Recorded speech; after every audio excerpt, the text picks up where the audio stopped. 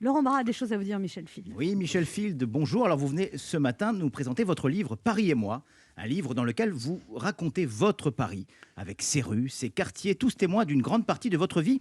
Et pour nous permettre de nous mettre dans l'ambiance, afin de commencer cette chronique vous étant consacrée, Michel Field, je vous propose d'écouter la musique traditionnelle, l'hymne de cette ville magnifique qu'est Paris.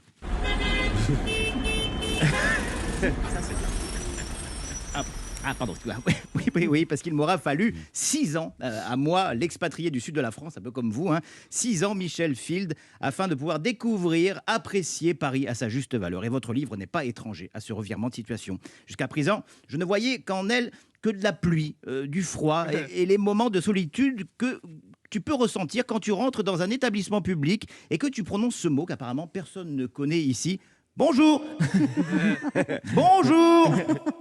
Et puis j'ai découvert, c'est tellement vrai, j'ai découvert votre livre, Michel Field, en le lisant, en écoutant vos interviews, j'ai compris l'origine du malaise entre la ville lumière et moi. La mémoire s'inscrit dans des lieux très particuliers, les lieux de rupture, les lieux d'émotion. Voilà, c'était donc ça, effectivement. Voilà, j'avais la réponse sous les yeux. Je me suis fait larguer dans à peu près tous les arrondissements de la capitale. Une belle équipe de losers.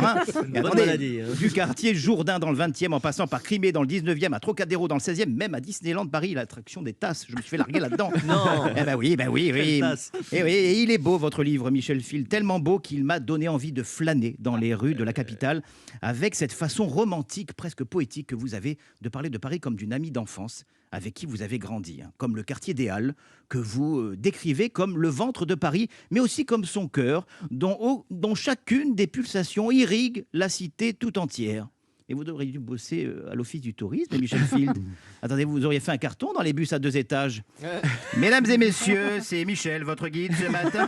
Après avoir visité le ventre, le cœur, les poumons de la capitale, nous nous rendons dans sa partie postérieure. Bienvenue à Pigalle. Même Anne Hidalgo n'a jamais parlé de Paris avec autant d'amour que vous le faites. Anne Hidalgo, dont les opposants disent qu'elle est parfois... alors que ses partisans la trouvent plutôt...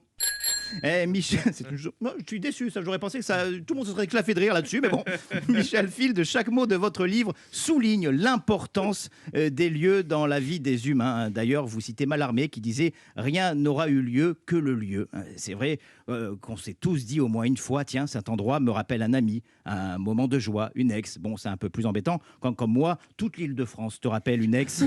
Et on ressent au fil des pages l'importance de Paris dans votre vie. Vous parlez même de double vieillissement quand un quartier, un parc, une rue que vous avez l'habitude de fréquenter change. Vous le dites, j'y ai grandi, mûri, vieilli, étudié, ri, pleuré, lu, baisé. D'ailleurs, ça me fait penser qu'il faudrait vraiment que je me remette à la lecture. Moi, j'y ai été largué, confiné, déconfiné. J'ai découvert le quinoa, la solitude. Mais vous m'avez donné envie de me construire d'autres souvenirs parisiens un peu plus feel good. Et j'ai commencé à le faire pas plus tard que ce matin, notamment avec cette chronique que je pourrais appeler Paris et moi et vous, Michel Field. Merci de m'avoir écouté. Merci beaucoup.